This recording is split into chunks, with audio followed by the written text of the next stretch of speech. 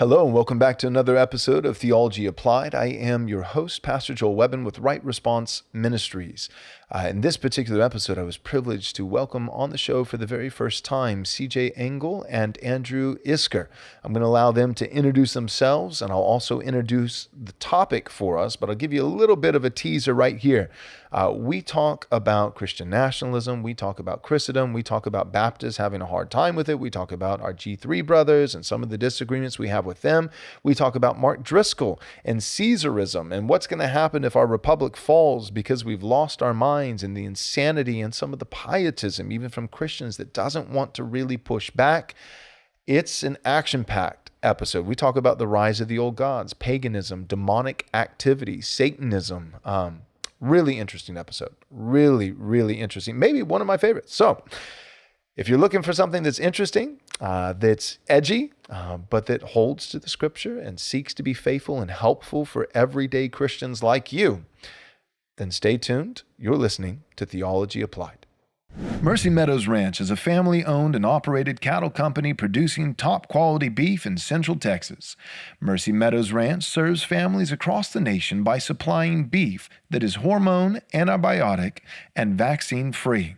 They ship bulk beef nationwide because they want to enable families to take control over a major portion of their food supply.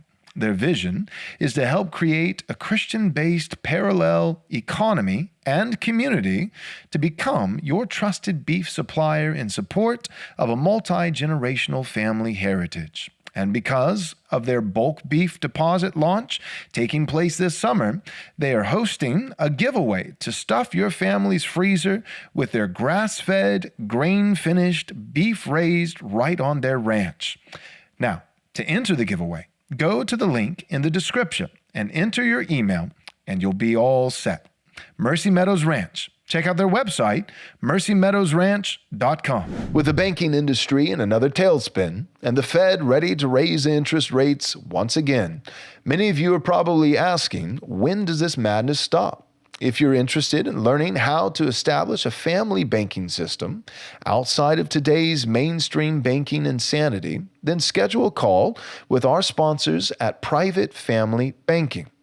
There's a way for individuals and families to put their hard-earned money to work, continuously accruing compounding interest, and have those resources available as collateral for cash or for financing investments, business, college, and other major life expenditures without going to the big banks for loans.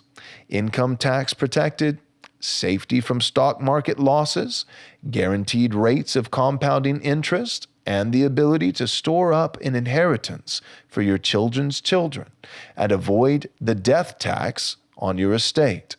If this interests you, then email our friends at familybankingnow@gmail.com to schedule a call. Again, that's familybankingnow@gmail.com. Send them an email today. Applying God's Word to every aspect of life. This is Theology Applied. Hi, welcome back to another episode of Theology Applied. I am your host, Pastor Joel Webbon with Right Response Ministries. And in this particular episode, I'm privileged to welcome to the show two guests. I have both Andrew Isker and C.J. Ingle. Is that correct? That's correct. All right. Welcome to the show. Can you guys take a moment and just introduce yourselves? What do you do? How do you make money? What do you do for the kingdom of Jesus Christ? Who are you? Go ahead, Andrew. Okay. Well, I am Pastor Andrew Isker. I'm the pastor of 4th Street Evangelical Church in Waseca, Minnesota. And I also write for Gab News. And I'm the co-author with Andrew Torba of Christian Nationalism.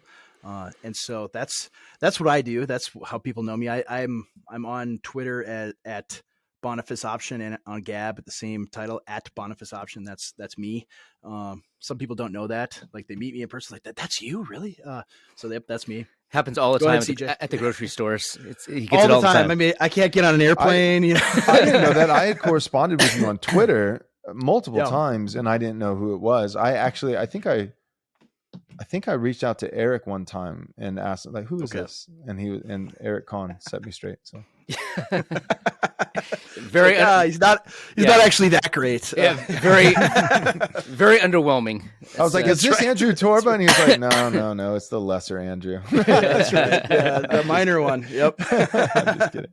Yeah, I'm CJ Ingle, and I have a business, a physical location business, manufacturing here in Northern California. That's how I provide an income for my family. I have 4 kids, and they're homeschooled. And on Thursdays, I record with Andrew Isker, our Contra Mundum podcast, and I do lots of writing and stuff when I can. That's my hobby. But I don't make any money on it. So that's what I do. That takes up all my time is podcasting, writing, and working. That's great. Awesome. All right. So one of the things that piqued my interest is I've gotten to know you guys.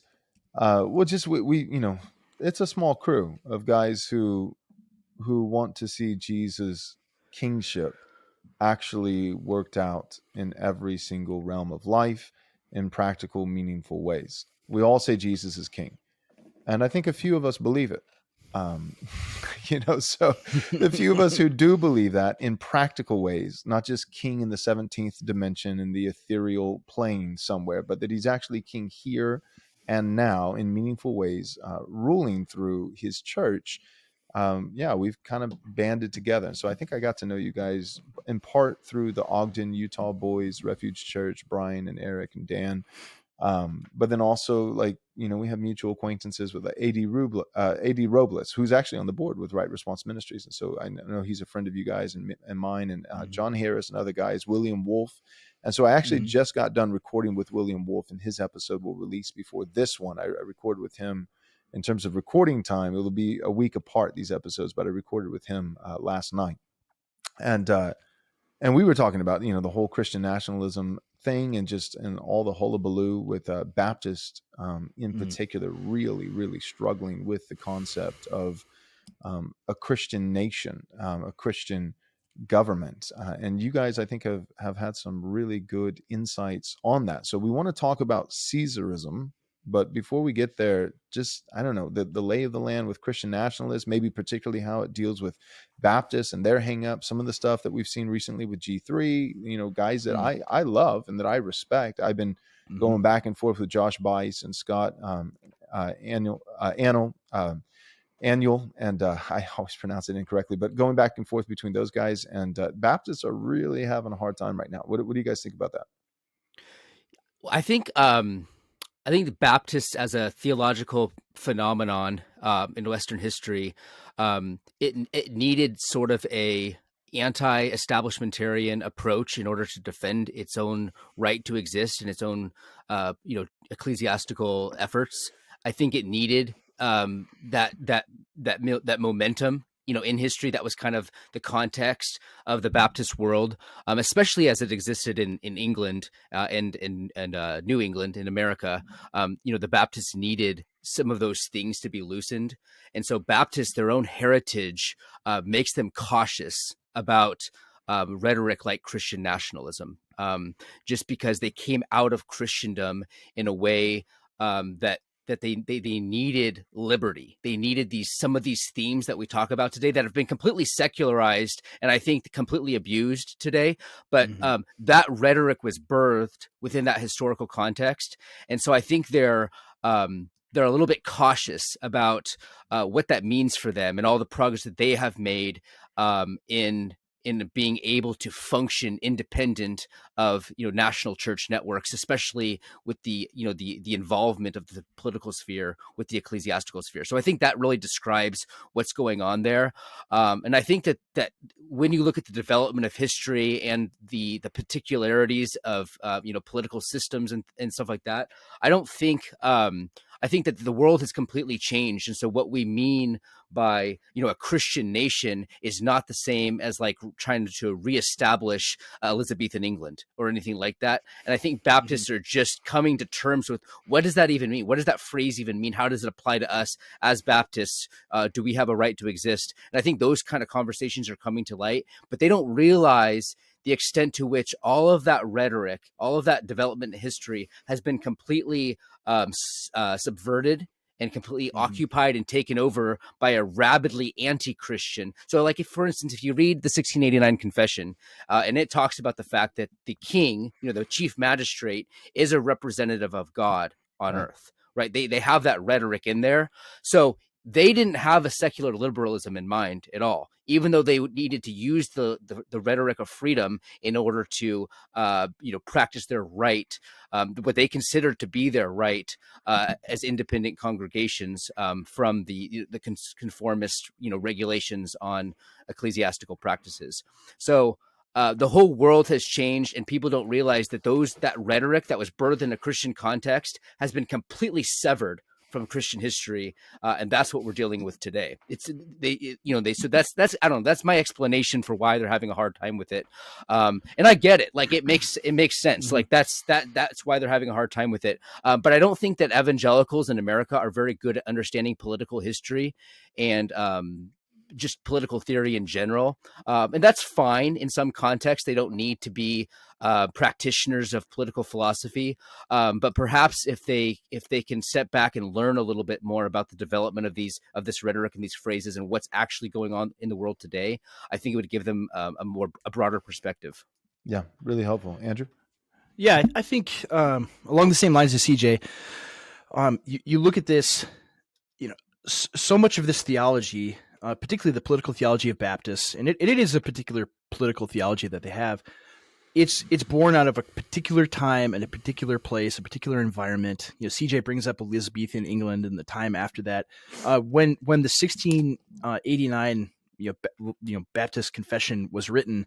It was not. This is 100 years before the French Revolution. It was inconceivable that in their minds to have a world that was not Christian in the mere Christendom sense. Like, they couldn't even begin to comprehend what that would look like. They couldn't imagine what Soviet Russia would look like, or Mao's China, or any of the monstrosities of the 20th century, or this totalitarian liberal democracy that we live under today. Like, that's not something they could even begin to comprehend in the world that they lived in. So you have to take the development, and this happens with Presbyterian and Reformed people too. It's not just I'm not just going to bash Baptists. You have these guys. I don't know if I need to necessarily name them here, but these guys, like during COVID, who were experts on the theology of Richard Hooker, who were like, well, you should just get the I know you might get censored on this. You should get the medical experiment because that's loving your neighbor, and that's what Richard Hooker would want you to do under his political theology. And if you're not, then you're just a bad libertarian or something.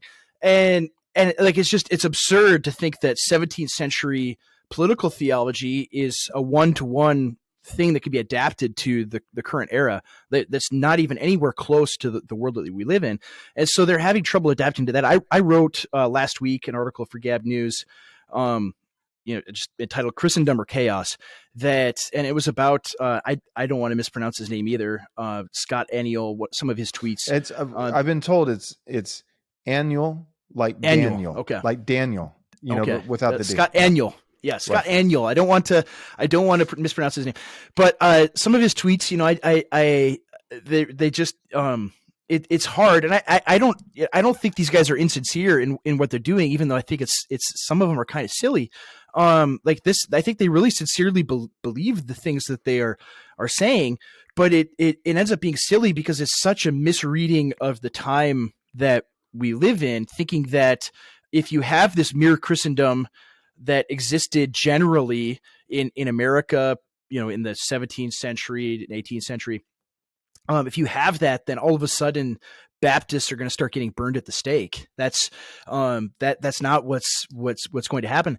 And further, like beyond that, in my article, I wrote that the kind of theology that they have works really well for. I think hopefully your viewers are familiar with Aaron Renn's Three Worlds of Evangelicalism, right? The neutral, hostile kind of thing. What are the three? Yeah, positive, neutral, hostile.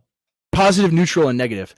Right. And so, positive world is where the culture thinks that it's generally a positive thing if you're an evangelical Christian. Neutral is they don't care one way or the other. and negative is they're hostile toward it. So, so positive and neutral world, and especially I think neutral world, like that kind of theology works really well because, the theology, no being one's going Baptist theology. Yes, yeah, like that. If it can work, it fits. It doesn't.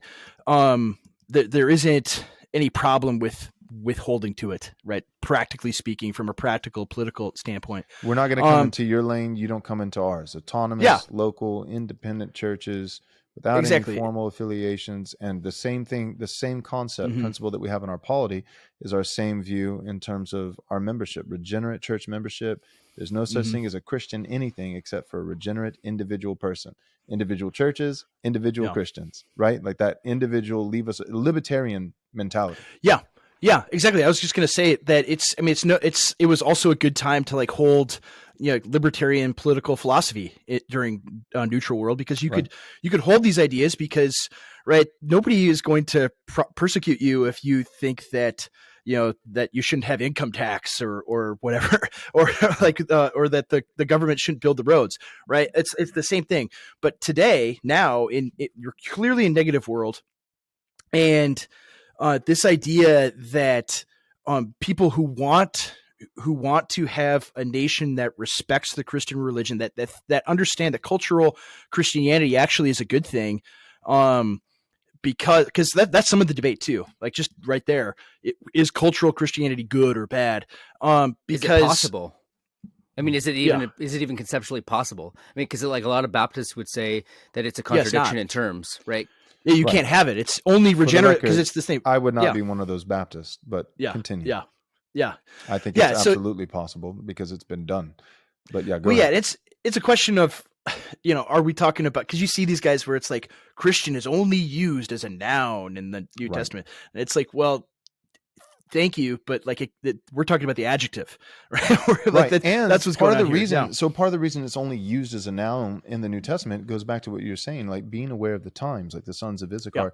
Like you're talking about first century. Like one of the things, Brian Sauvé is a friend, and I know he's a friend of you guys as well. And one of the things that he said that I thought was so helpful is just, we are not the lesser sons of former sires. Let's get back to the first century Book of Acts church, real Christianity. And it's like, all right, but you read the New Testament and you read like Paul's writing to the Corinthians, and Paul the apostle, this is the approach that I have as a Baptist, that a lot of Baptists will not take this approach. But when it comes to the assurance of salvation and things like that, like Paul the apostle is talking about, like, do not be united with a prostitute. Do you not know who whose flesh is united with the prostitute becomes one with her in body, but he unites with the Lord is one with him in spirit. And so he's talking about like you guys, and once again, you should be teachers, but I have to give you the basic fundamentals. You have to have milk again instead of solid meat. But in all these things that he says, so you can't have solid meat. You're babies, right? It's this backhanded compliment. Babies in Christ, right? Don't unite yourself with a prostitute. Why? Because you were bought with a price in Christ. The apostle Paul throws out the assurance of salvation like candy, where a lot of Baptist pastors actually don't. They assume that the person is unregenerate, that they need to recontemplate, rethink their salvation from the ground up.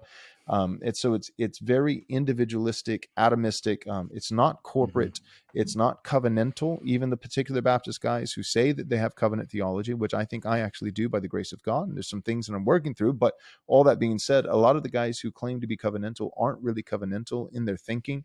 And so all that being said, I think the G3 guys, I'll just say this and I'll put it back to you, but I think the G3 guys, steel manning their argument, or I can't really steel man their argument because they haven't really made an argument that, it's mostly been like, and that's part of the frustration with it, is it's been silly phrase questions that they know we don't hold to, like who's going to be the Protestant Pope, so that's not making it. So I can't call it a silly argument because they're not even making an argument. They're asking a question, and which is kind of, to be fair, it's kind of like asking how often are you beating your wife, right? It's like, it's really disingenuous and even I think deceitful a little bit. And so anyway, so I can't say that I can't steel man their arguments because they don't have one, or that they have, and they in their own defense they've said like arguments are coming soon, definitions are coming soon. So they really have not presented an argument. But what I will do, because they're brothers, I'll steel man what I perceive to be as their motives, as their intentions. And I think Scott has expressed it a little bit better than Josh in some of his tweets. that he one of the things that really stood out to me that I profoundly disagree with, but that I appreciated because it just gave us a clue into what's going on there. He talked about how he sees Christendom as the culprit. Christendom, cultural Christianity, this kind of, Christian, so a Christian nation, Christian nationalism, Christendom, cultural Christianity, all different ways of describing a similar concept. He sees that as the culprit for nominal Christianity. And he sees nominal Christianity producing nominal seminaries, nominal pastors, nominal preaching, and ultimately leaning towards less, not more, in terms of using Christian back to using as a noun now, actual regenerate individuals. And so steel manning, I can't steel man the arguments because they haven't given us one yet, but steel manning the intentions, the motives, because they are brothers. And so we're thinking the best in that regard. I think their intentions are, we don't want people to go to hell. And we legitimately think more people go to hell under Christendom than they do downright paganism.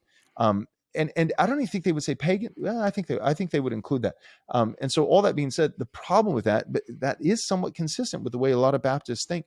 But with that, the argument that you can naturally make, I mean, it's a real, those two dots are real easy to connect. Well, then, don't catechize your kids, right? Because you don't, so apply that from a national level to the family level with Christian parenting, right? Well, kids that grow up in a home that's pagan have a better chance of hearing a pure gospel, even if they only hear it one time from an outside source, that they haven't been programmed to build up this immunity towards the true gospel by hearing false nominal gospels, and those kinds of things. And so therefore, pagan kids raised in pagan environments, pagan homes, would stand a better chance at conversion. And all of this is silly, but the they point, don't believe that. Yeah. Of course they don't believe that. Of course they don't believe it. Yeah. So just pan it out and apply it to the world, and instead of just a family. So anyways, I'm saying that to say that's, I think, steel manning their intentions, giving them the benefit of the doubt. I think they want people to go to heaven. Right. Now, I don't think you can have a better intention than that. Praise God. Absolutely. But I think they're profoundly wrong in regards to the means that get us there. Okay. Yeah. Back to you guys. What do you think about that? You think I'm crazy, or am I onto something? Or? I think that's part of it for sure. Just not the whole story. Well, yeah, no, I think that's probably a main part of it. They have this conception of, I think that they have this conception where, culture is something that doesn't really have an effect on the development of people. And so they kind of think of this is very Enlightenment source thinking, where people can they're developed by how they study and what they think about certain propositions very rationalistically. They don't realize that God often uses cultural institutions, even art and aesthetics, and the things that shape our sentiments and demeanor and instincts. All of those things, I don't want to say means of grace in like a sacramental way, but those are means that God uses to shape people's minds and direct their attention to heaven. Right.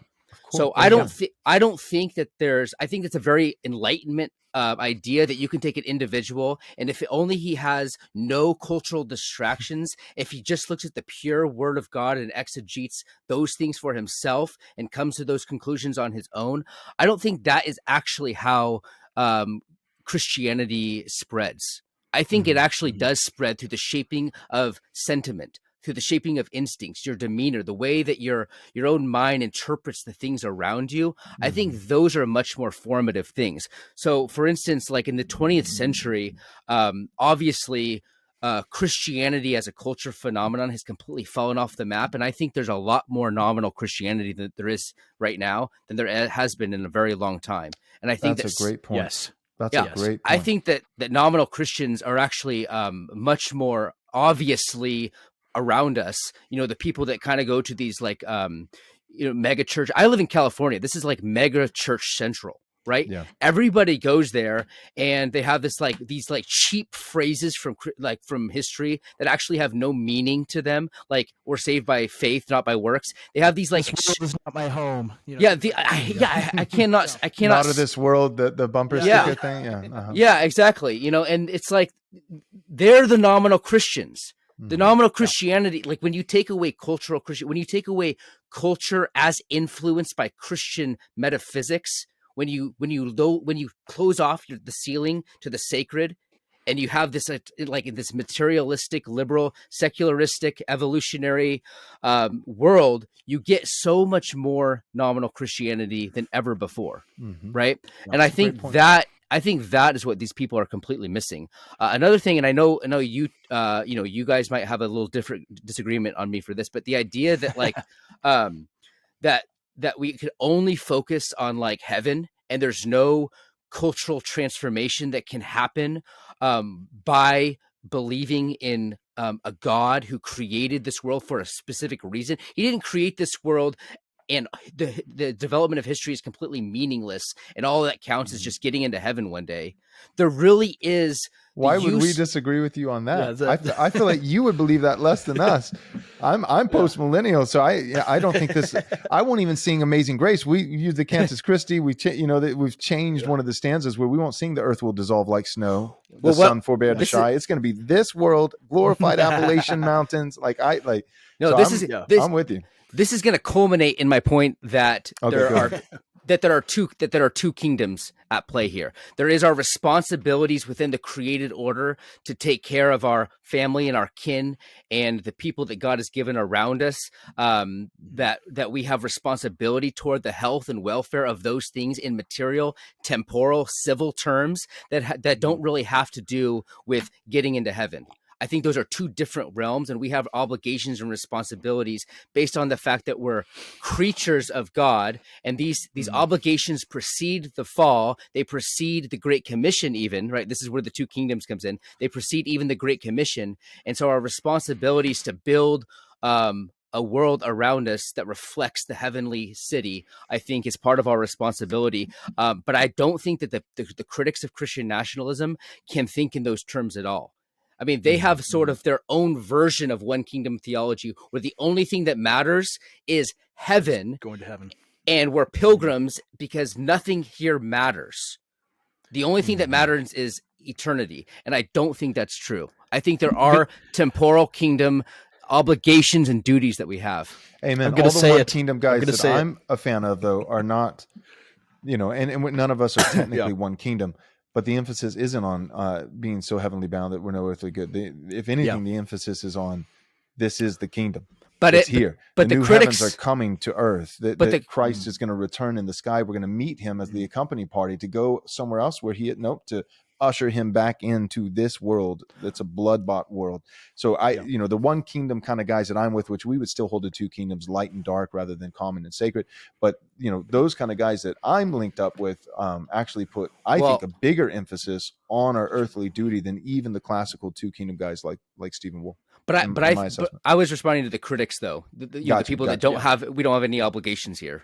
Right. You're absolutely right. So that's a really good point. I actually haven't considered that. And that's really helpful for me because I've been thinking, two kingdom is part of the problem, but I was in San Diego. I pastored in San Diego. So I was just south of Westminster, Escondido, where I'm pretty sure, they say, that Bonson died, of there were some natural causes, but I think some people at Westminster, Escondido might have cut his brake lines out or something, something. I think they might have had a hand in it. But we're talking about, you heard it here first. This is cutting edge journalism right here. But I mean, we're talking about Van Druden, the gold standard for nothing will transfer to the kingdom to come. Except for the physical body being resurrected, because we have to at least encompass that to avoid being, outright heretics. And so, whether it be Michael Horton or Van Druden or, these kinds of guys, and Frame, I think it did a decent job, combating them, with his Escondido theology thing back in the day that he got a lot of flack from. That's been so much because I was in San Diego. So when I always think, who's the problem? I always think two kingdom is the problem. And there's radical 2K. They're definitely the problem. And there's classic 2K and they're kind of the problem. And Stephen Wolfe, but my point is Stephen Wolfe's book and you, C.J., and just the conversation we're having right here. And when I finished reading Stephen Wolfe's book, I was like, okay, I still disagree with him. I still disagree with the classic 2K thing, but I know it's steeped in the Reformed tradition, Calvin and these guys. So it's legitimate. It's orthodox. I still disagree with them, but I realize, oh man, these guys are on my team. These guys are absolutely my team. Now I'm presuppositional, whereas Wolf is more of a Thomist, and so like he's going to argue from nature, and I always want to say, hey, that's a great argument from nature and a great argument from reason, but God also wrote a book, and we're allowed to use the book, so that's where I'm at, and that puts me more in a Van Tillian framework. But my point is to say, I always think of, I give the Two Kingdom guys, I think, maybe more flack. I'm kind of repenting here as I'm listening to you, because I'm thinking, well, it really is the radical 2K guys and the 1K guys, but not the 1K guys like Joe Boot, or who, or myself or whatever. Well, but the 2K guys who is just, it's all heaven and no significance to the earthly life at all. That's what you're saying. I right? draw a very sharp distinction between Escondido, radical, modern, I would call it modernist 2K, compared to like Calvinist, like continental European Two Kingdoms theology. A lot of the modernist stuff came out of the Puritan conformist debates in England. So a lot of the continental thinkers did not have any, they did not have a modernist 2K theology at all. So I draw an extremely sharp line there. I wouldn't even call the critics that I said they were kind of 1-2K. They're even hard to call 1-2K because like they don't have a theology of earth. Right. At all. Like it's just, and the other thing too about like your position is you think that there is meaning in history because you're a post millennial, whereas they think like this whole thing doesn't even matter. They're almost Gnostic. Like the material has no relevance to them, Right. I was going to say it. I'm glad you did, not me. The G word. Hop in there. Hop in there though, Isker, because we've been going back and forth. It's really good, but I'm sure you got some thoughts too. Talk about the Gnostic thing. You didn't say it. Yeah, Gnostic. That I think that's what it is. I mean, that's some of it too. Like, you have like you bring up the no earthly good quote, but that's so much of it. I mean, some of that revolves around eschatology. It's unavoidable. A lot of people are like, oh, it's not eschatology. That's not what's driving it. For some people it is. For some people it is their eschatological views, but not everyone. There are a lot of like premillennial dispensationalist people who are nonetheless not consistent maybe with their eschatology and still really good. Like they still really care about their country and seeing their nation evangelized and things like that. So it's not totally, that's not the whole kit and caboodle. But I think, one of the things I wanted to say going back to some of the discussion between 1K and 2K and 0K is that a comment that Joel made is that Paul in his letter to the Ephesians tells parents to raise their children in the nurture and admonition of the Lord. And the word, and this happened, like I say this all the time when I'm preaching, like I don't like using the original Greek or the original Hebrew all the time because that's usually an opportunity for the pastor to show how big a brain he has and things like that, and just to show off. But sometimes, so I try to do it sparingly, unless it's like really, really, really important that you understand that particular word and the deep meaning that it has. And the word that Paul uses there in Ephesians is paideia, right? Is paideia. And that is a word in Greek. I mean, Doug Wilson talks about this a lot. That's a word in Greek that has massive meaning in classical antiquity. Right, in terms of culture building, right? Like paideia means culture. Paideia means this like fully orbed culture that surrounds and engulfs everything around you, that you're raised up in that cultural situation. And so Paul is commanding the Ephesian Christians to raise up their children inside this Christian culture, right? So Paul's commanding the Ephesians Christians to raise their children in something that's going to ensure that they don't ever become regenerate and go to hell. That's so cruel. Why would Paul do that? Yeah, I know. It raised them in cultural Christianity. Like, why would you do that? Exactly. Yeah. Yeah, that's what it is. And so like you extrapolate that from the family, because the family is like the first building block of the nation. And so you could apply from the family to the entire nation that raising up your nation's children in the paideia of the Lord is also a good thing. That it's better for them to be influenced by Christian, like, I mean, just think about it, like in terms of just practical parenting. Like I've got 5 little kids, and I don't let them watch much TV or YouTube or anything unless like I'm sitting there with them and have the remote. because the paideia of this culture is absolutely demonic. And so I don't want that stuff influencing my children. I don't want my children's their minds and hearts and souls being shaped by that paideia. I want them to be in a Christian paideia. And so like, you just think about that across the like nation. Like look at, I like to watch like really old movies, that are 80, 70, 80 years old.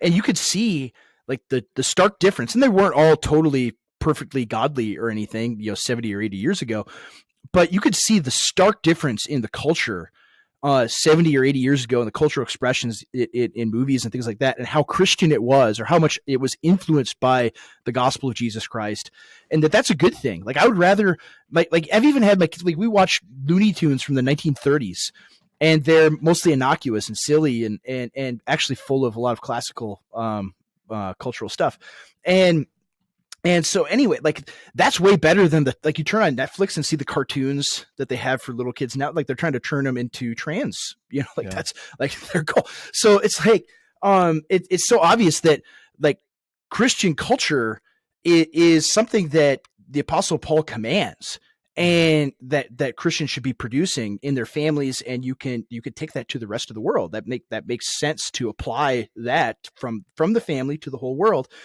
And that's what was done. And the flip side of this too is, like C.J. brings this up, that there are a lot of nominal Christians today, nominal churches. Like what happens, like even just going back to we want to be like the first century. We want to be like the early church. Like, do you actually understand? Because like one of the big LARPs is like, if we just LARP as persecuted Christians, then everything will be okay. Then we'll only have real Christians in the church. Then we'll ensure it's only regenerate people inside the church. But it's like, you read the New Testament and you read the early church fathers and all the problems that the church had in the first 300 or 400 years. Right. There were a lot of fake Christians that you had to deal with. You had all fake churches. You had all sorts of heresies, all sorts of problems going on. It was not an easy time at all. And so like persecution actually produces this pressure for people to have release valves to relieve that pressure. And the release valve is heresy. The release valve is false teaching. The release valve is lots of bad stuff. And so this idea that like persecution is just the magic wand that makes everything great and brings out the true Christians, that's simply not true historically. That's a fantastic it's a fantasy. That's a fantastic point, because you think of like, I mean, we couldn't even figure out the hypostatic union. We didn't even know the God man and how that's working out for it. It took us like 400 years to figure that out. Yeah. And so you've got all this heresy going on at the same time, and you're being fed to lions, like that, like this double whammy on both sides. And then you think of like the persecuted church in China, right? So so they're doctrinal bosses, right? I think I have a solution. I think I have a solution to make everybody happy. We could persecute Baptists, and then they'd have their persecution, and we'd have our Christian nationalism. That's a great idea. The Baptists. We don't believe that. That's the irony that the Baptists are worried about that, but it does sound like they kind of want that. So the Presbyterians could have their Christendom, and the Baptists could have their persecution and regenerate church membership, and everybody be happy. But I would be really upset. Now, here's the beautiful thing that I'm really. I actually, speaking genuinely, I'm really encouraged by is that the rhytoric of call it pietism, and I'm trying to be fair. I just don't know what else to call it. I'm not trying to use hyperbole. I really do think it is a form of pietism, but the pietism that's coming out from some of the particular Baptist groups, and I'm saying particular Reformed Baptist 1689 guys, which I would be one of them. I hold to the 1689. It's actually not. I've been surprised, but like these are guys, faithful guys with a lot of esteem, a lot of clout, a lot of credibility that they earned, right? They deserve it. And yet their rhetoric is landing flat with a lot of people.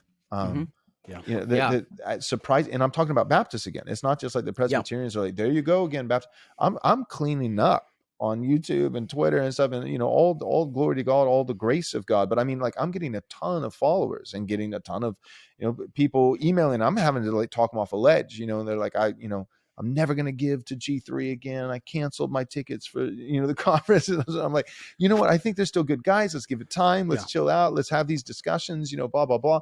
But my point is to say that that like the Baptist wants to be persecuted, and so why don't you let the Presbyterian have his Christendom, and he can persecute the Baptist. But ironically, and this is a grace from God, the majority of Baptists in the pews don't agree with some of the these Baptists in the pulpits. They're like, yeah, Christendom, Christian culture sounds great. Christian national, yeah, I'm a Christian nationalist, and they want to go for it. And for them, now, sure, it's fine to say, well, they're theologically, ignorant, or they don't understand the inner workings of blah, blah, blah. Yeah, but at the same time, instead of being so disparaging, I think we should also acknowledge the average Baptist in the pew. The appeal of Christian nationalism to them is not just that they're Neanderthals and don't understand theology. It's because they genuinely love the Lord Jesus and just simply want to obey him in every realm of life. And that's and that is, I think, at its heart, that is Christian nationalism. And guys will say that's the Mott and Bailey. There's the bait and switch. No, but what does obedience look like? And I think a lot of guys have not ever had to contemplate it, and that's where it goes back to the eschatological issue. A lot of guys have never contemplated what it would look like, what things we would have to practically figure out in terms of obedience in every sphere if we ever won. They've never had to think about that because they're convinced that we never will win. Their eschatology plays a point in that. But what do you do if 70%? And I thought James White did a good job on that particular tweet where he said, what do you do if 70% of the nation is regenerate? What kind of laws do you write? What kind of you know what I mean? And I think most Baptists, have been able to go, in this last 150 years, have been able to live their entire life and never have to contemplate that question because for them, it's a foregone conclusion. It'll never happen. Yeah, it's like being a fan of the Detroit Lions and thinking about the Super Bowl. What? I've never really thought about it before. Or like a dog chasing a car. What do I do if I catch one? Right. But that's really the attitude, right? Is, well, we're just never going to win. We're doomed to fail. That's in the background, and so, but I think a vision. The thing that's attractive to people is a vision of success. What if you're not doomed to fail? What if a nation can be evangelized? What if that can happen? What if it can happen quickly? You see this, one of the things that I brought up in my article, my last article, was you see this in the Bible, and some of it is just this covenantalism, right, that we talked about earlier. In that, this is nails on the chalkboard for a lot of Baptists, but a people where we aren't individual solitary human beings that are totally on islands and tabula rasa. We've talked about this with cultural stuff. You aren't just, you're not just like Neo in the Matrix where you just plug something into your neck and that's either the Bible or secular culture. And then you just download that into your brain. That's not how people are. There's tons of influences, family, society, everything else that drives how you think. And so in the Bible, you see Jonah go to Nineveh, and the king of Nineveh believes him. He doesn't even tell him to do anything. It just says Nineveh's going to get nuked in 40 days. Look out.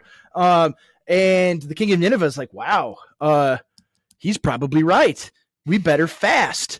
And he makes everybody fast. And he didn't say, he didn't make a decree. Now only do this if you mean it. He made the entire city fast. And what did God do? God didn't say, well, they really believed it, so I'm going to spare them. It's no, they did this performative thing, and I'm going to spare them because of it. And so is every single Ninevite there regenerate and saved and believing? No. Were there people that were, or maybe we don't know for sure. The men of Nineveh. Yes. He doesn't say some of them, but the men of Nineveh will rise up and judge.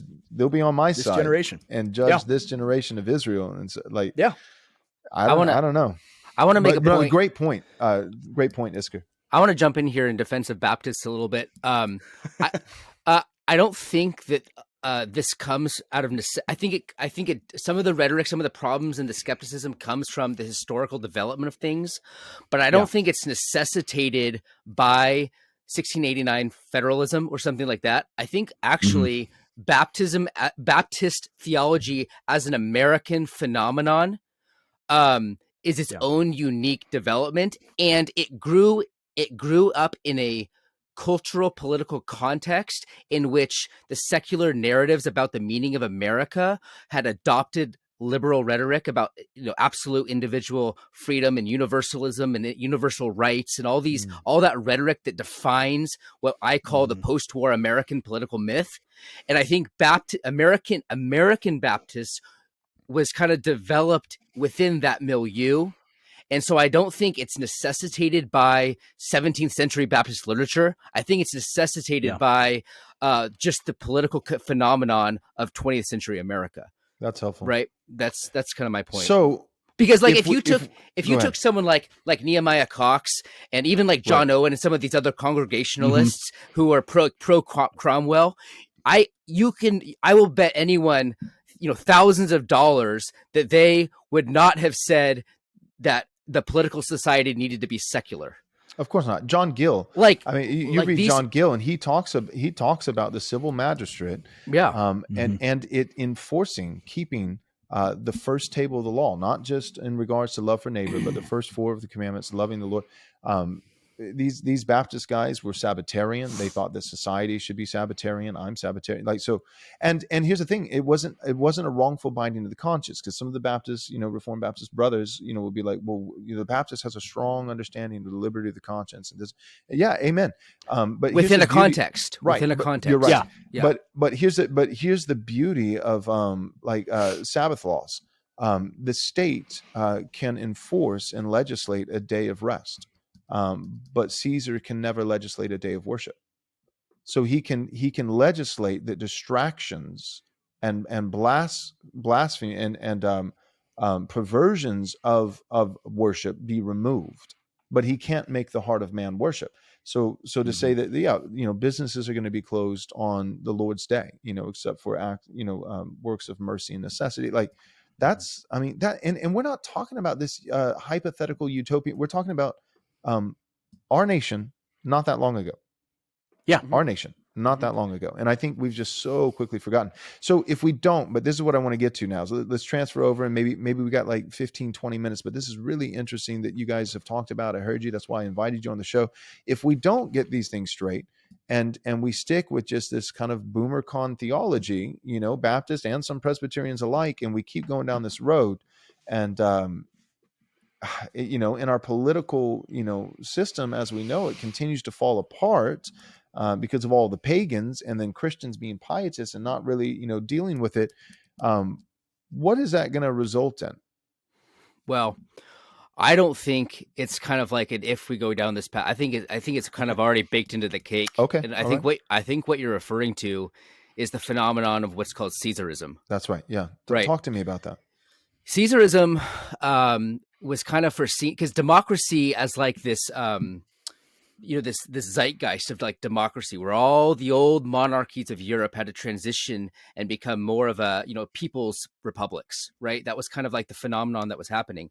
A lot of conservatives in the 18th and 19th century were saying that democracy can't sustain itself, and eventually it was gonna since there was no one binding the nation together and focusing it on some sort of collective will, what was going to happen is you were going to have this like cultural anarchy where everyone was going their own way. Nobody belonged to the nation. Nobody belonged to each other. There was no roots or no coincidence of will or coincidence of culture, and that you were going to have someone that kind of came into power as sort of a hero, and he kind of absorbed all that. He became the representative of the people. He became the embodiment of the national will, and that was called Caesarism.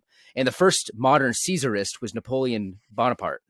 I almost said Napoleon Dynamite, but no, Napoleon Bonaparte.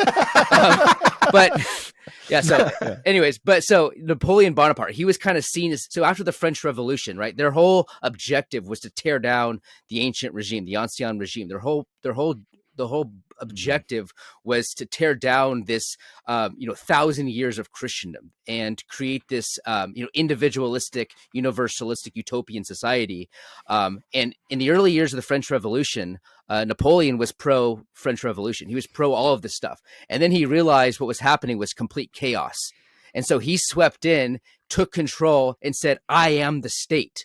Like that was his phrase. He said, "What is a throne?" Because the monarchies used to embody France. They were the embodiment of France. The monarchy was the embodiment of the French people. And he said, "What is the throne but a wooden chair? I am the state. I am the embodiment of the people's will." And he became the first modern Caesar, because when you had these organic, so like Fauci, I am the science. well, actually, I mean, yeah, I mean, exactly. Well, That's a microcosm example, but it seems like that it's the same kind of sentiment of like, I am science. It doesn't matter. We used to have like all these different individuals and collective, and we would debate it together, but now there's one voice and I am it.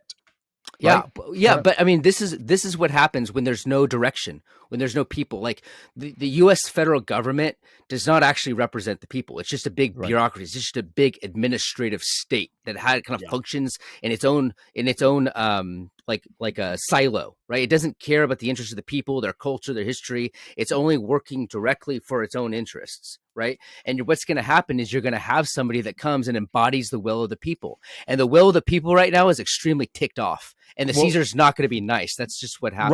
Right. So I agree with all that. Here's a question. It's a genuine question because I just want to understand.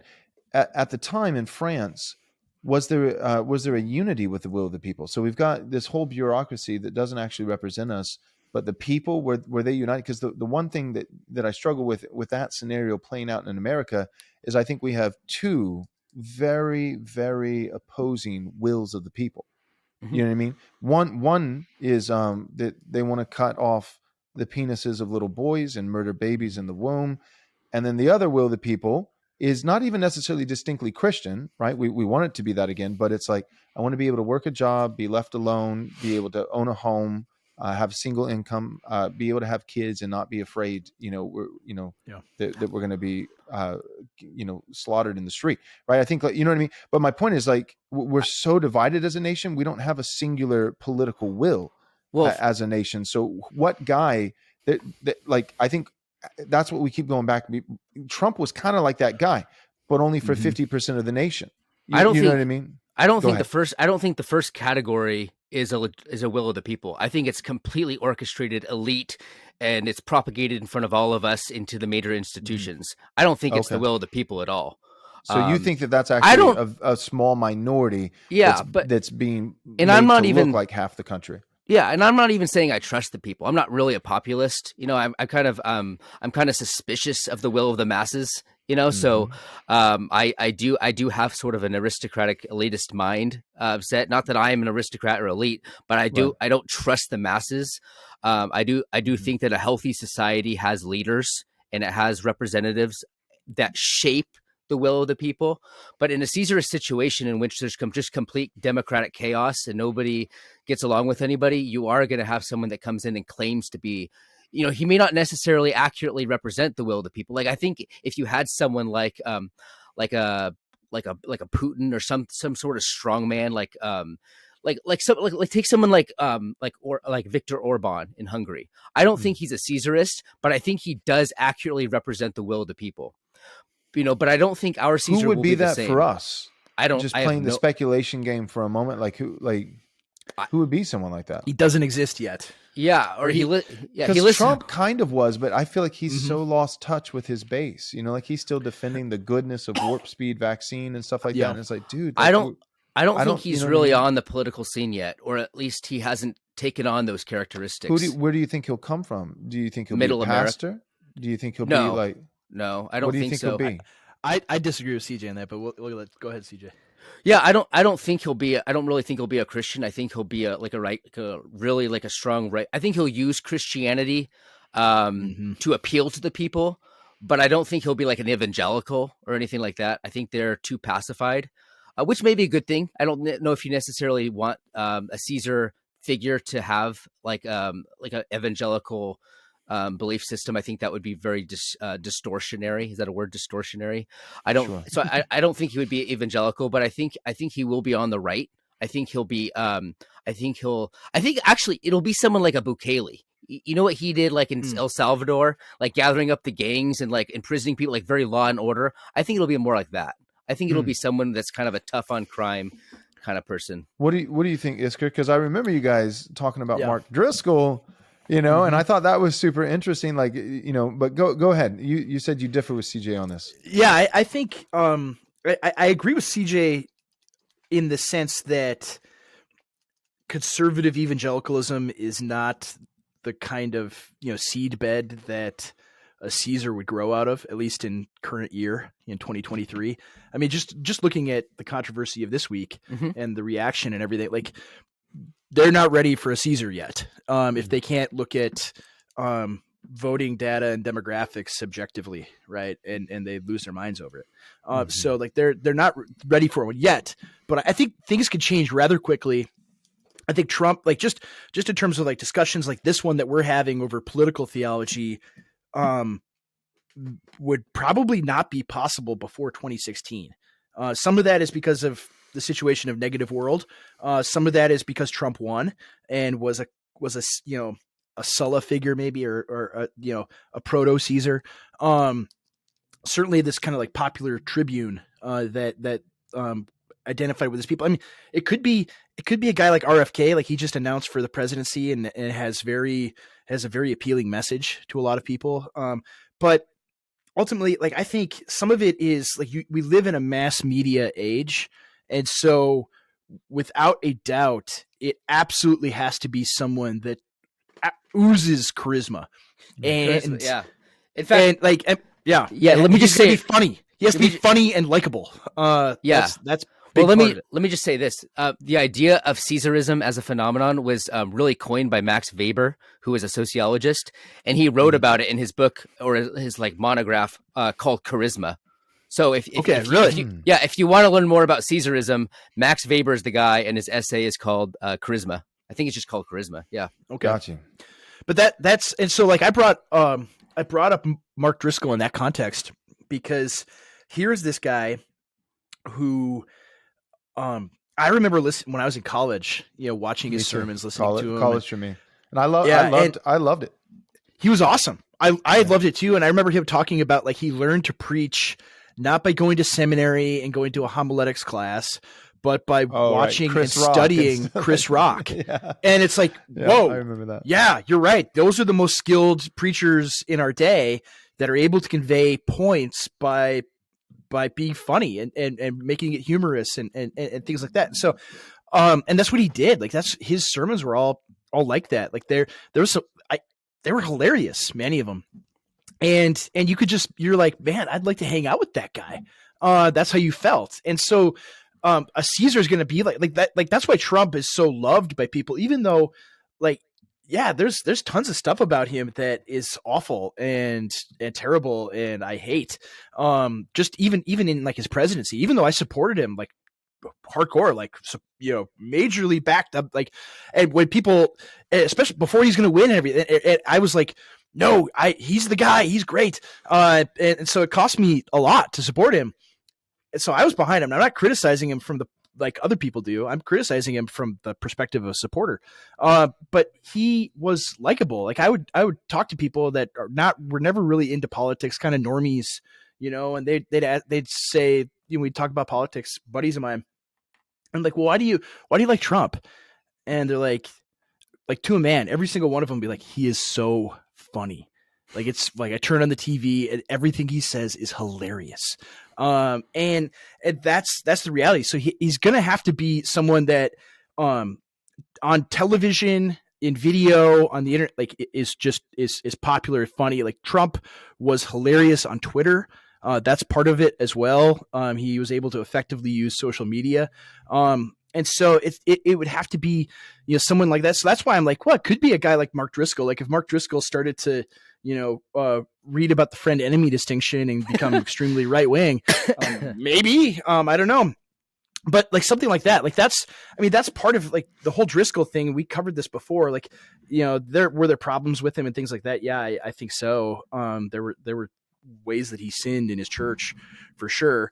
But, and Eric brought this up, like the reason he had to go down is because he was not a squishy Big Eva guy. Right. And so imagine if he hadn't have gone down. Whole thing is like, I think Mark had problems. I was Acts 29 pastor, so I was part of some of those things. Like I think Mark had problems. There are way bigger problems with Chandler than there were with Mark. Oh yeah. Chandler's wokeism stuff. Are you kidding me? I pulled my church out of Acts 29 in 2018 when Eric Mason, who at the time was on the international board for Acts 29, wrote Woke Church, talking about white spaces and colored spaces at the Lord's table. Like, and he's and they're buds. And there was Chandler just doubled down on wokeism and the whole like Anglo 6 versus or 7 versus African American 6, that rhetoric, the white privilege kind of stuff, all that kind of stuff that so like Driscoll wasn't a heretic.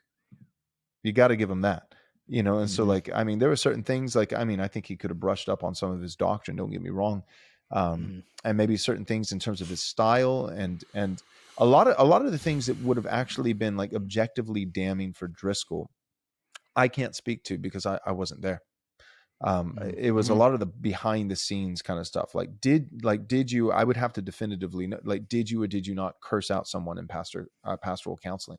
Because a lot of the public stuff from the pulpit and those kinds of things, you can disagree with it and you could even say it's sinful, but it wasn't disqualifying, not from the pulpit.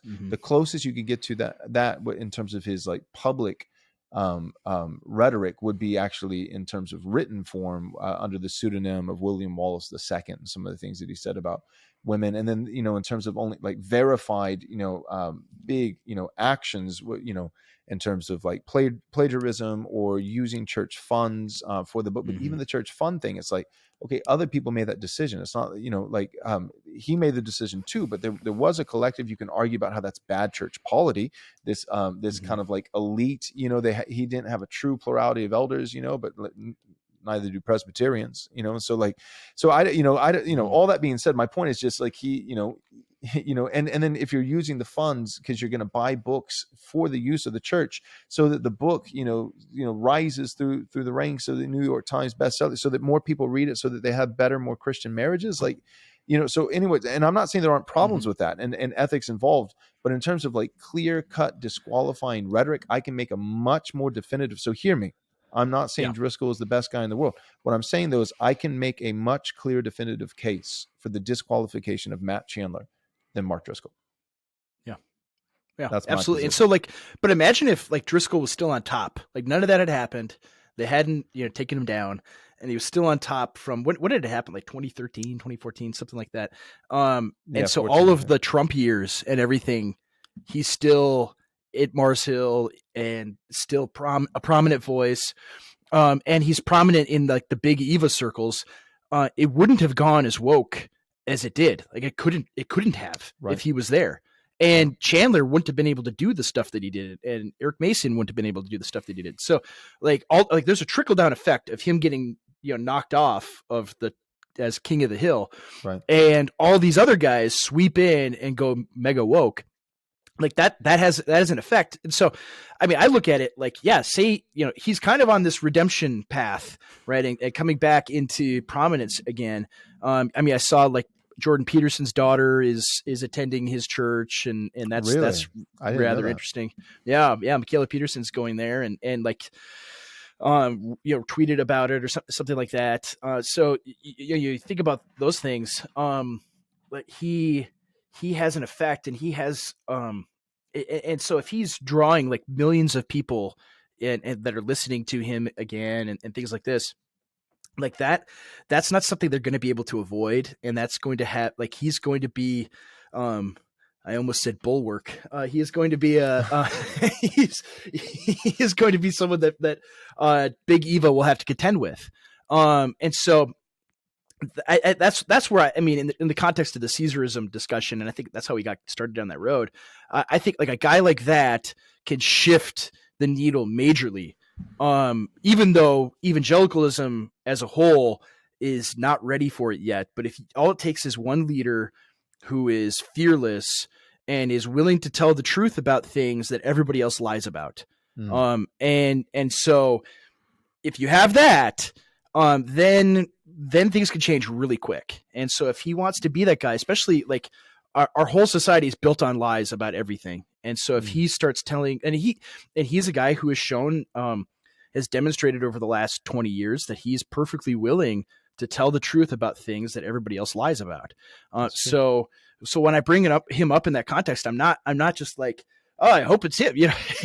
It's more like the conditions for the kind of Caesar in the modern age are there, because it's not going to be.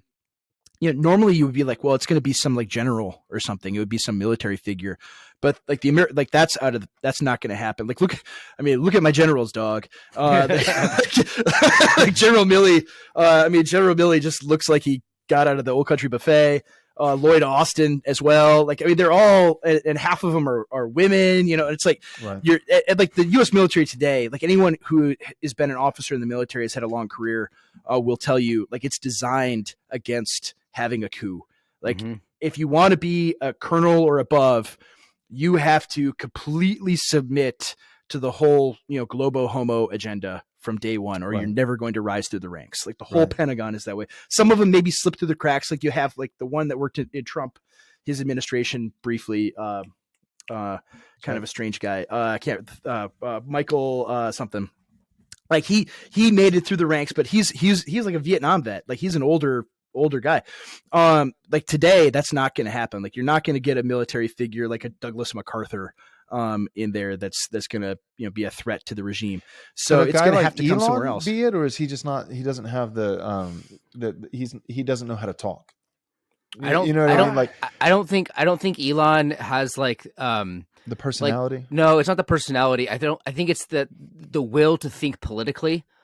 I think he's so restrained in terms of like economic functionality that I don't think he can think in terms of like higher things.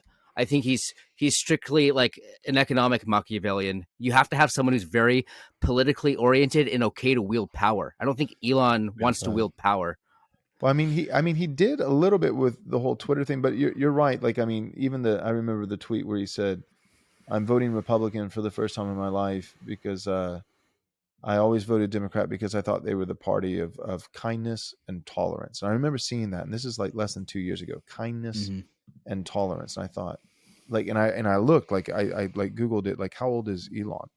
I thought, like, how many years, like, how many times has he gone around the sun thinking that Democrats are the party of kindness and tolerance? And I was like, he's building rocket ships. How does this happen? You know what I mean? Like, how can you be so dumb and so smart at the same time? And it's just, different interests. Some of it too, but is he being sincere? He too? Just doesn't. Yeah. Well, okay, yeah. So maybe it's like a slow play. So but if that is sincere, to express that level of political ignorance shows that there's just very little interest, because we know that he has the intellect to understand something if he cared. So that makes him seem like he's not a candidate. Just affirming your point. I also think that there's a place for someone like Stalin. So Stalin, the way he got into power, and he was not at all like a disciple of Lenin, as it turns out. He was a party man. He played himself cool. He rose through the ranks, kind of in the background. Like, Trotsky was on the forefront of like the revolutionary power, and he was always like a labor man. And he was like writing and on the forefront. His agenda was just out in the open. Stalin was just behind the scenes, keeping quiet. Nobody knew what he thought or even who he was, really. He was just kind of a player until like right at the very end. He like succeeded Lenin like in a surprise happenstance, and suddenly like the entire like Leninist movement had turned Stalinist in a completely different redirection. So it could be someone like that. It doesn't even have to be someone who's he's out there right now. Like, it could be someone who's behind the backgrounds, keeping themselves and their agenda like on the down low. There's a considerable amount of right wing anonymous players within strategic places in society that don't even vocalize what they believe, but they are in positions. I don't like, it's not ready yet, but I could see someone kind of in that position ready to seize power like immediately, like that nobody even sees it coming. So that's another aspect of it's fascinating. And just let the listener understand, we're not saying, and this is the biblical model, and this is what we're hoping for, and this is like, we're not saying that, but we're just saying that, like, when Christians become pietist and throw in, the towel and hand things over to paganism, because secularism is just a placeholder. Secularism is not a viable worldview. I describe it, it's a parasite. You have host, and the one true indefinitely eternally viable host is the Christian, the Christian faith, the Christian worldview. But there are other hosts that have viability, not to the same degree, but that are viable for 500 years, even 5,000 years. Like one, and the most viable host other than Christian faith would be Christian heresies, right? Not just paganism, but like Islam. Judaism, which is a Christian heresy, because it's not just the Old Testament minus the New. It's the Talmud. You guys know these things. It's a perversion. And so Judaism and Islam, I think, are these are going to be long-standing, worldviews because they have so much viability, because they're tweaks and perversions of the Christian faith, which is Christ's principles, which work. God made the world. He knows how it works. His principles are successful and viable. And then there's paganism, which is, not like Islam or Judaism, but like Norse mythology or things like that. The old gods, the rise of the old gods, which I think is where the West is headed. And paganism is also more viable. I would consider it a host. It's not a parasite. It is a host, but it's like there's Christianity. That's your best host. Then there's Christian heresies, Islam, Judaism. That's a second best host, like the second tier host. And then third tier host would be like paganism. But then secularism, it doesn't even make the host classification. It's a parasite. And it's a parasite that has looked like a viable host, one of the most viable hosts in all of human history, because it attached itself to the truly most viable host, which is Christendom. And so it's been feeding off of Christendom, ever since the Enlightenment. You can argue earlier, you could argue later, and picking up steam along the way. But the problem with parasites is eventually they kill the host and seal their own doom. They die as well. So secularism is not going to be what replaces Christianity. Secularism will be what kills Christianity and itself. It will implode, and paganism will likely take the place. So all that being said, back to the listener, we're not saying these are the things we're hoping for. We're saying, but this is what we're observing if we don't repent, if we don't take a stand, if we don't.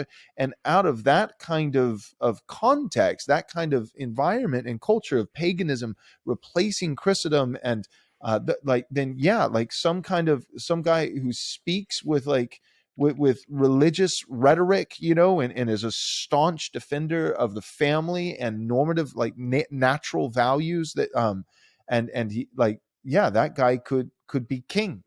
He could be king, and that is entirely possible, because that's how much it's biblical. No, because that's how much we've lost our minds. It's very unusual time. Well, and I would argue, you bring up that paganism will return. I haven't listened to that theology podcast episode yet. It was really interesting. Referring to that. Yeah.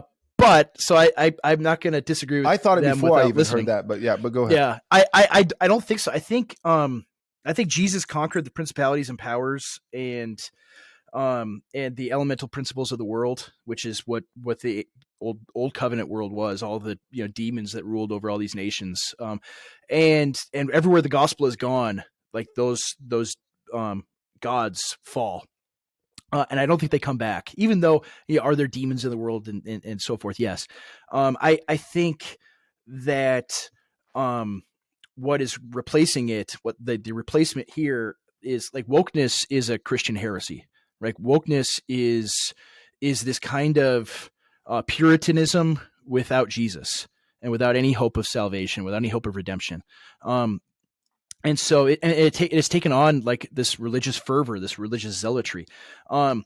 And it is this replacement religion, really, for these people. And I don't think that you see it a little bit, these pagan Norse LARPers and people that wear Thor necklaces and things like that. You see that a little bit, but I don't think that some of that is based around far right politics too, and people wanting to get into white identity and going back to the old gods. That'll fix everything.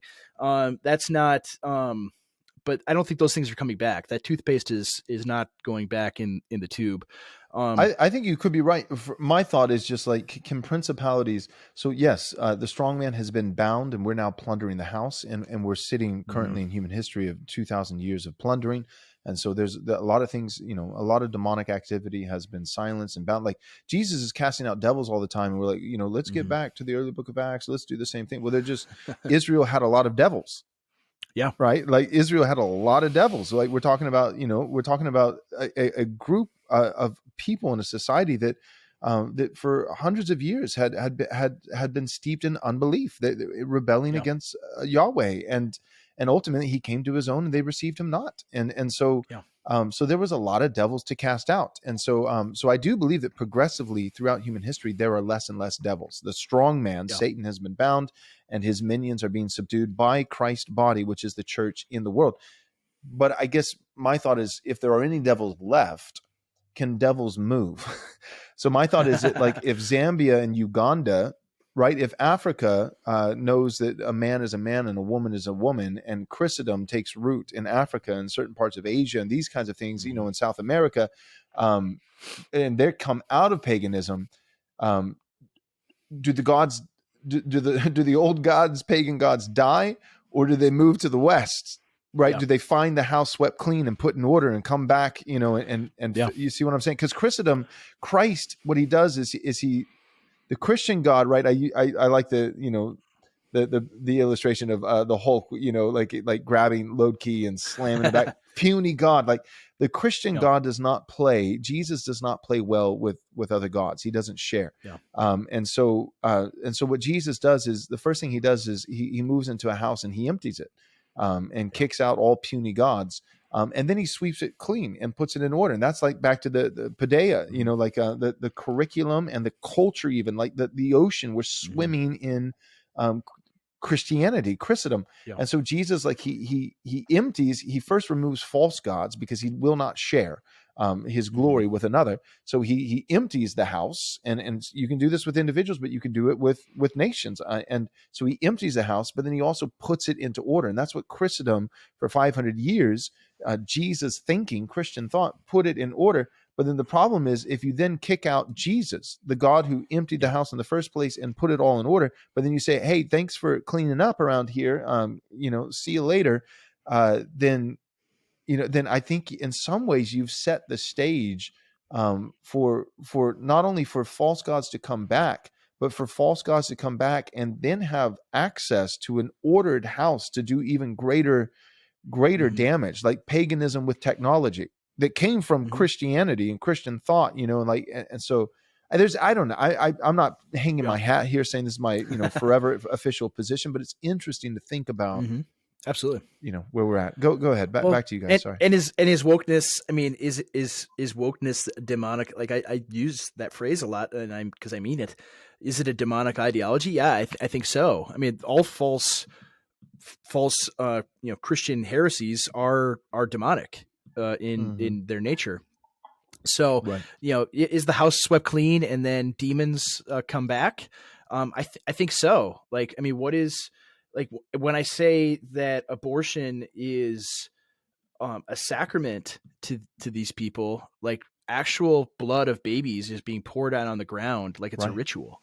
Like that's really happening, and we should read the book of Leviticus and see that, like, this mirror image of it is happening in our own society. That's very real. Because or like when you read, go ahead. I was just going to say, because that's my point, is that casting out is not destroying. We know there's an appointed time for these demons to actually be destroyed in the lake of fire. But Jesus goes to Israel and he's casting them out. They're going somewhere.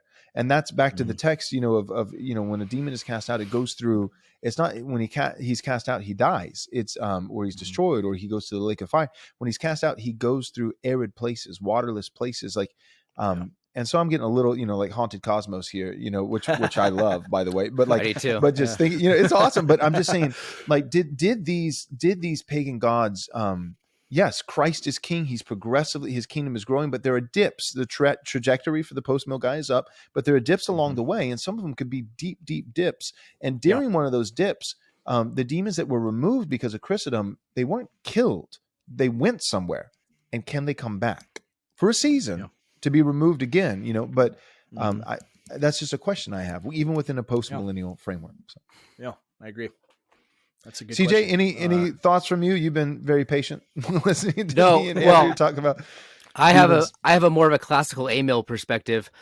So I actually do believe that over time, it was the function and role of Christendom to silence the old gods. But I do believe that they're going to make a last stand. So I do. That's my take. Is over history, you know, Christ conquers the earth, and Christendom is the expression, the embodiment of that conquering. But at the end, there is a last stand, and Christ comes back and sends them away forever until to eternal torment. So I do think that there is a last stand, and I think we do see over the ebb and flow of history sort of the reverberance of these themes coming back, and the ritualistic expression of these old the influence of these old gods. And so that's my view. So it sounds like we're right on board. We have different ways of articulating, but you're right, like that our eschatological persuasions both accommodate that very real possibility, because it's just like I just get tired of hearing like, well, it's just a joke. We're just joking. We're just joking about the satanic Grammys. We're just joking about like, I don't. It's gotten to a point with leaders, and whether it be the global economic forum, or like whether it's the George Soros type or whether it's the the Hollywood realm, like there's just too many like verified testimonies and examples going for decades now and only ramping up for me to think that we're really just joking, that it's a joke. I'm like, I think you guys love the devil. I think all cultures are manifestations of spiritual struggle. So I think every culture is the reflection of the conflict between angels and demons, like basically like that. So I think they're joking, but they're also bragging and mocking about their occupation of the American culture. Right. Yeah. Right. They may be joking, but I don't think Satan's joking. There's actually a really creepy. Oh man, like there's actually you would like this, but there's actually a really creepy, like not creepy, but it's like a really neat way of expressing what's happening. And it was written by a Catholic, but he just talks about the fact that like everyone is looking at these forms of entertainment and they're looking at the way that we're amused by them. He calls them barbarians. And he basically says that like modern man is looking at the barbarian and watching him, we're tolerating him, and we're not really afraid. And then he says, we're tickled by the barbarian's irreverence. His comic inversion of our old certitudes and our fixed creeds refreshes us, and we laugh. And then he says, but as we laugh, we are watched by large and awful faces from beyond, and on those faces there is no smile. So that's my view. Dude, that is creepy. That is a creepy way to say. That's Hilaire. That's Hilaire Belloc, by the way, who's a Roman Catholic writer. But still, I agree with that. I think beyond the shadow of the forms of entertainment that are before us are these unsmiling faces watching us. Dude, as you're starting to talk about that, all of a sudden, like, there's like thunder happening outside right now. I don't know if you guys could hear it, but like it was a clear sky, and now like I'm hearing thunder or something. So anyways, I need to be manly and go ahead and land the plane so that I can crawl under my covers and call upon Jesus blood. But yeah, this is really, really interesting. I'd love to have you guys back on again in the future, and I appreciate just your work and standing for the truth, and and just for everybody listening again, I think of like Great Heart, Pilgrim's Progress, part 2, and like the corporate version, like the church. Great Heart could have made it to the celestial city in an afternoon, but the goal was that little faith would get there. Mr. Ready to Halt, feeble-minded, and so if anybody made it all the way to the end of the episode, I just want to say, there are guys we disagree with, but like we love these guys. I love Josh Bice. I love Scott Aniol. I love like. And we fought against wokeness together, and it's frustrating. We agreed on the problem, and some of those guys, we agreed on the problem, and I'll speak for myself, maybe not you guys, but it's not just we agreed on the problem. They helped me see the problem. They led me in that. I was playing Robin to their Batman, and so it's not we're not like, we don't want to just trivialize. It's sad that we don't agree on the solution, but these are brothers. We love them, and I think a lot of these guys are going to come around. I really do. I feel really hopeful. I really do. Me too. So, all right. Thank you guys so much for coming on the show. Really appreciate it, and thanks to all the listeners for tuning in. God bless. Thank you. Thanks.